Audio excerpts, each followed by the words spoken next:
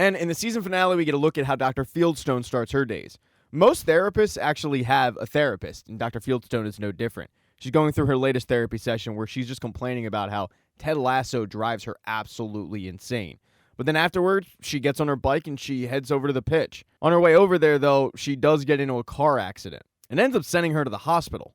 On her way over to the hospital, with an obvious concussion, she ended up calling Ted Lasso 32 times, cursing him out. So that gave Ted an indication that he probably should go pick her up. Because of that, he skipped training.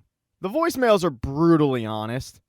It's what Dr. Fieldstone really wants to tell Ted in these meetings that she can't. Ted, though, takes it in stride, doesn't take it personal at all, and proceeds to walk Dr. Fieldstone back to her house. Even though Dr. Fieldstone continues to tell him, I'm good, you don't have to do this, it's Ted Lasso, so he continues to walk her home. When he gets into her apartment, though, he notices a lot of empty alcohol bottles. Too many for one person. But Ted has overstayed his welcome. She does have a head injury, and she does need to rest, so she kicks him out. But Ted wasn't the only one to skip training that day. Roy Kent gets a phone call from Phoebe's school that he has to head over there for a parent-teacher conference. Phoebe has been using some inappropriate language, we'll say, and while the teacher agrees with Phoebe's sentiment, it's got to be toned down. It becomes pretty obvious who the bad influence in the room is. It's Roy Kent. Roy has to have a conversation with Phoebe about not cursing, but it's a fear that he actually has that he's infecting her with the worst parts of him. She reassures him, though, that because of him, she does things like stand up to bullies, so he needs to stop that nonsense ASAP. Because of the fact that Roy and Ted both miss practice, Nate has to run things. But afterwards, as the players are working out, Sam gets a phone call from his dad. His dad is ecstatic because Cerithium Oil has been ordered to pull out of Nigeria. And his dad says, Sam, it's all because of you. I'm so proud of you. Jamie Tart overhears this, and he just got a phone call from his dad, but he sends it right to voicemail because he doesn't have the same relationship that Sam has with his dad. But after this great news, Sam feels empowered. So he texts, unknowingly, Rebecca on Banter and says, dinner tonight, 8 p.m., I'll be there, so should you. He then waits for a response, and he's excited when he gets 3 dots on the screen, and he calls everybody over, and Rebecca responds with, okay. But now it's time for Sam to look his best, and there's one teammate who can do that, Isaac. Isaac is the team barber. He gives out 1 haircut per teammate a year, so you better save it for a big occasion. And Sam calls his in. Jamie, however, doesn't really understand the lore of this haircut, but after you see the finished product, you get it. Jamie still doesn't want to wait around and just watch a teammate get his haircut, so he heads to Higgins' office because he knows why his dad called. His dad wants tickets. Richmond is to play Man City in the semifinals of the FA Cup, so his dad wants to be there. Higgins asks him, do you want me to put him in VIP? But Jamie says, I don't care where you put him. Just give him tickets so they get off my back. Jamie then asks Higgins, do you have a good relationship with your dad? And Higgins says, ups and downs like everybody. And Jamie says, well, not me. My dad's a dick. In every situation, he's a dick. And Higgins tells him, I try to love my dad for who he is and not who he isn't. Whatever he is, Jamie, he's still your dad. And that makes him a VIP. Higgins then gets the info he needs and sends Jamie on his way. That night is the big date. Sam is in the restaurant. He's waiting by the bar. Rebecca is waiting in the car. She's terrified to go in. Keely ends up FaceTiming her, and when she sees that she's in the car, she yells at her, saying, would you get in there? It's either going to be an amazing night or it's going to be so bad that you can punish me for it for the rest of our friendship. But in a way, it's a win-win. So Rebecca heads in, and she's very surprised to see Sam there.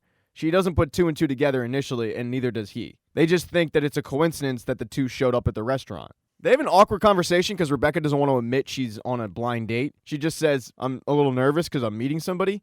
And Sam says, you don't need to be nervous. You look incredible. She then compliments him, but they kind of turn separate ways because they are on the lookout for who they were talking to on Banter. But maybe a minute later, they realize, oh my God, I'm here to meet you. Rebecca immediately tries to leave the restaurant, repeating over and over, oh my God, this can't be happening. But Sam, the optimist, says, yeah, but it is, so let's run with it. Rebecca tells Sam, we can't do this. First of all, I'm your boss, and second of all, you're way too young for me. When she finds out exactly how young Sam is, he's 21, she starts beating herself up saying that she groomed him and she's a pedophile. And Sam reminds her, you didn't groom me. We didn't know who we were. She tries to leave, but right before she does, Sam says, hold on. We're both here. We both look good. We can still have dinner. It doesn't have to be a date. It can just be a funny coincidence. And hey, girls got to eat, right? So Rebecca reluctantly agrees. And they both have a great night. Sam ends up walking her to her steps, and she reminds him, this wasn't a date. And Sam gets real close to her and says, can we not do this again sometime? But she shuts that down, saying, Sam,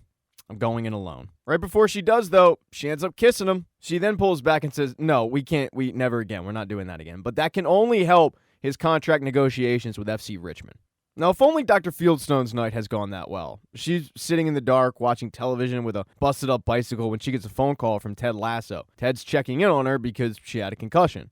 The phone call actually brightens her spirits a little bit, but right before Ted hangs up, she says, I was scared today because riding my bike is my happy place, and I'm worried that I'll be too scared to do that again. She's not looking for a pep talk. She just wants to tell Ted how she's feeling, and she's glad that she got it off her chest. The next day, the team ends up heading to Wembley Stadium. It's match day. Ted tries to repeat the speech from Hoosiers, but it doesn't really make sense because, unlike basketball, the pitch is different in soccer. The team then has to go get ready to face Man City, and everybody is pumped. Jamie Tartt's dad shows up, but he's a jackass who shows up in a Man City outfit, heckling his own son and FC Richmond along with their fans. The coaches are all preparing to go out, and Ted's doing some breathing exercises, but right before they actually exit the room, Ted says, wait a minute.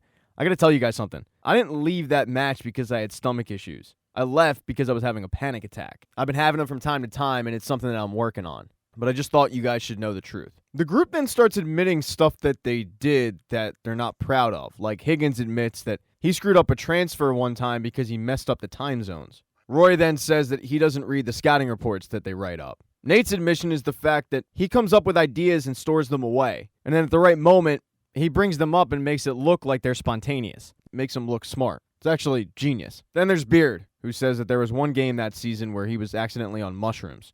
He drank some bad tea. All of this makes Ted feel a lot better about his admission, and then they go out to the pitch. And while it's the biggest game of pretty much all of their careers, they get demolished. They lose 4-0, and it's not pretty, and it was never even close. Everybody on FC Richmond's side is pretty dejected. They're all kind of sitting in the locker room licking their wounds when Jamie gets a visitor from his dad. And his dad has this shit-eating grin on his face, comes in, and just starts mocking the entire team about how they put up a good fight and it was close, but better team won, that sort of thing. I mean, Jamie was right. This guy is the definition of a dick. Jamie's dad then starts criticizing Jamie's game. And it's extremely awkward for everybody in the room. His dad then asks Jamie, hey, can you get me and my friends onto the pitch to take some photos? But Jamie says, no, I'm not doing that. Jamie's dad tells him, you don't have to be a moody bitch just because you got your ass kicked on the pitch. And Jamie very calmly tries to stick up to his dad saying, don't speak to me like that. His dad says, okay, here's the truth. That little TV show you made, it made it easier for Man City to kick you to the curb. And look where you are now. You're playing with a bunch of amateurs. No offense, anybody, no offense, but he's screaming it. And it is offensive. Jamie tries to turn around and walk away, and his dad says, don't turn your back on me. So Jamie turns around and punches his dad. Nobody in the room quite knows what to do, but when Jamie's dad gets up and tries to go back at Jamie, screaming at him, don't forget where you came from, Beard grabs him and kicks him out. The entire room gets silent, and that's when Roy Kent walks over to Jamie and gives him a hug, and Jamie ends up crying into his shoulder. When Ted sees that interaction, he walks out and calls Dr. Fieldstone. Before he can even get a word out, she says, sorry about the loss, but thank you for the new bicycle, because Ted Lasso did Ted Lasso things and ended up buying her a brand new bike. But Ted didn't call to have a fun conversation with her. He called to open up to her. He tells her that his dad committed suicide when he was 16 years old. And he's not sure if that's where some of his issues stem from, and she cuts him off and says, no, that's exactly where they came from. She asks him, do you want to talk about this right now? And he says, no, not right now. I have to get back and talk to the team, but I just wanted you to know. She tells him to call anytime he needs her, but this is a really emotional moment for Ted. He's crying.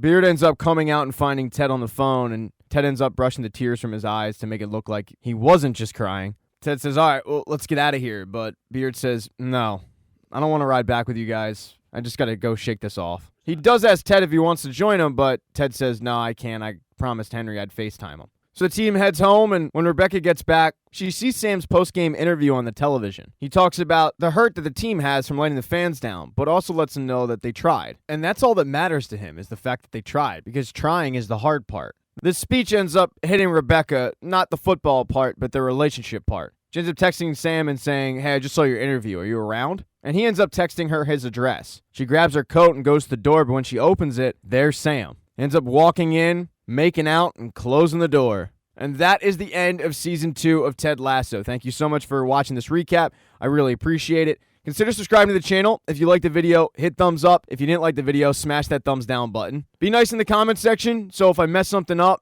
you don't have to be like, oh, you were an idiot, you messed up. Like, all right, it's going to happen. These things are like over an hour. I'm going to make mistakes. But as Sam said, I tried, and trying's the hardest part. I also have merch, so go buy like a sticker or a magnet or something. I got diapers to buy. Hopefully, he'll be out of diapers soon, and I won't have to buy them. But for the meantime, I still have to buy them. So help a guy out. And if you know somebody who needs a recap of Ted Lasso, please send this their way. Once again, thank you so much for watching.